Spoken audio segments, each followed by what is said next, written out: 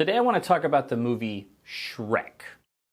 Shrek is hilarious. Shrek is timeless. Shrek is awesome. I think Mike Myers as the voice of Shrek, always hilarious. Eddie Murphy as Donkey, always hilarious. The more I watch the movie Shrek, the more I laugh. The animation does feel dated. You don't get distracted by it. It's not supposed to be hyper realistic. It's supposed to be cartoons. I love the use of soundtrack over score. And actually, my band, we always say to the crowd, has anybody seen the movie Shrek? And then we kind of surprise them by playing All Star. Everyone loves this movie. It doesn't matter how old you are. It doesn't matter how young you are. It doesn't matter if you saw it only recently or saw it 20 years ago. It's so good. And it's one of these movies that it can bring people together. It's not like you can have this debate of this Disney movie is better than this one. This fairy tale is better than this one. It kind of takes all of that and kind of flips it on its head. It's kind of mocking that cliche. And that's what makes it so timeless, because when you take the route that Shrek did, which is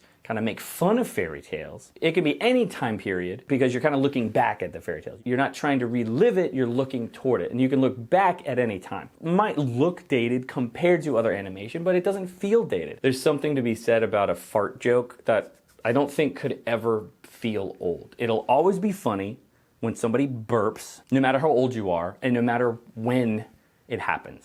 Shrek did a really good job of finding this good middle ground between adult humor and kid humor. It's not so for kids that adults might find it boring, but it's not so raunchy or over the kid's head that only adults would like it. It doesn't matter how old you are. It doesn't matter if you have kids or you're a teenager or you're 50. You can find enjoyment in this movie. People want to watch it over and over and over.